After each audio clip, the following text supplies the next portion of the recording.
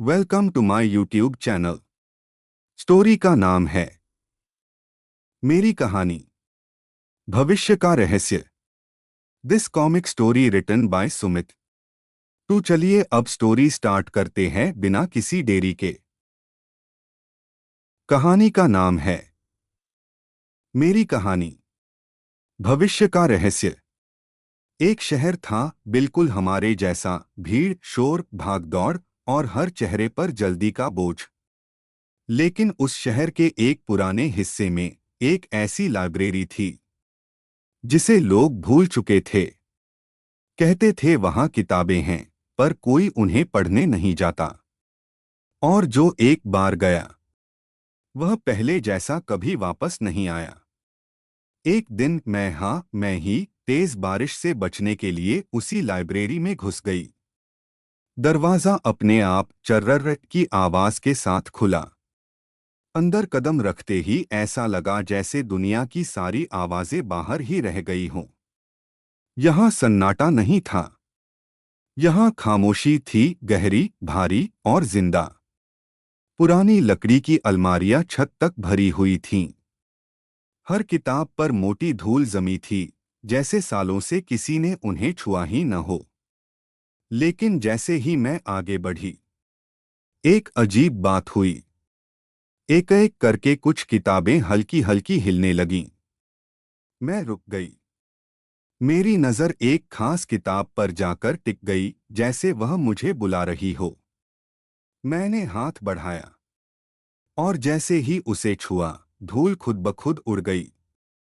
किताब के कवर पर लिखा था मेरी कहानी, और उसके नीचे मेरा नाम। मेरी सांस अटक गई। मैंने डरते डरते किताब खोली। पहला पन्ना। आज वह लड़की बारिश से बचने के लिए इस लाइब्रेरी में दाखिल हुई। मेरे हाथ कांपने लगे। मैंने अगला पन्ना पलटा। वह सोच रही है कि यह सब कैसे संभव है, लेकिन उसका डर उसकी जिज्ञासा से छोटा है। मेरे दिल की धड़कन तेज हो गई।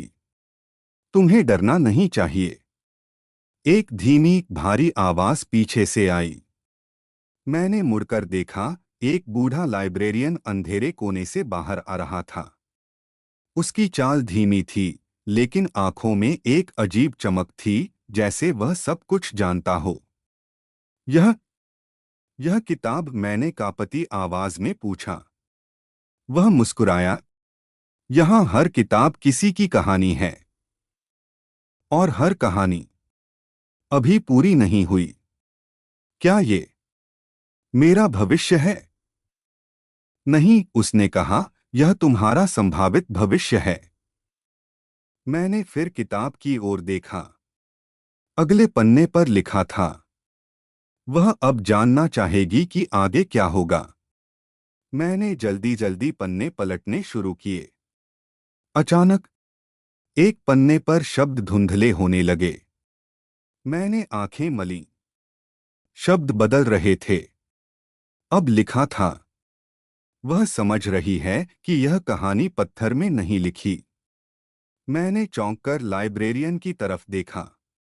वह धीरे से बोला, जैसे जैसे तुम सोचती हो, महसूस करती हो, फैसले लेती हो, कहानी बदलती रहती है।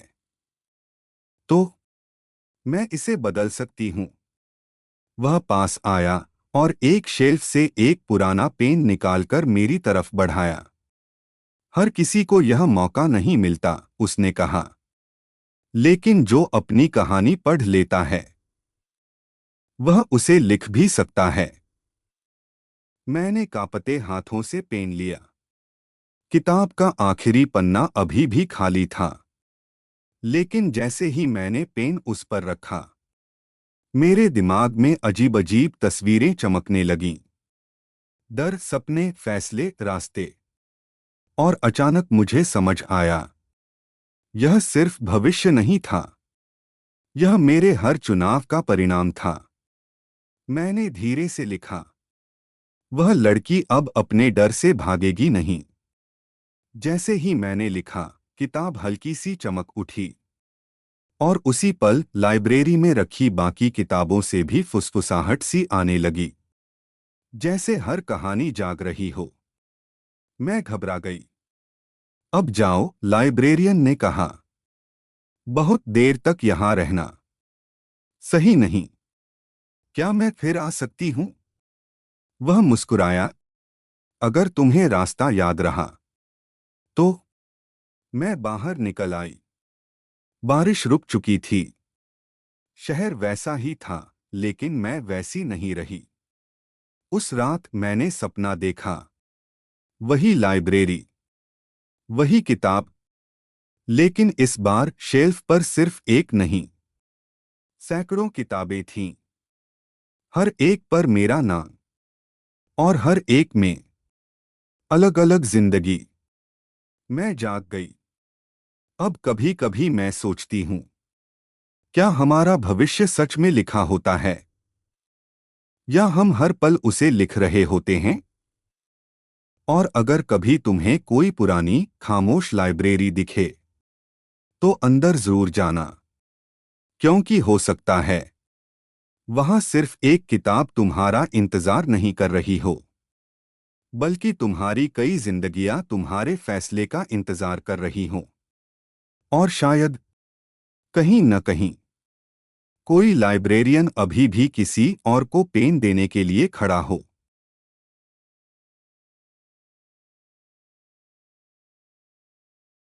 Thanks for watching this comic story. Keep your support. Like, share and subscribe to my YouTube channel. Also, you can share this comic video with your friends and family. This is my Instagram ID. Give me your suggestions about the comics videos. This comic story written by Sumit.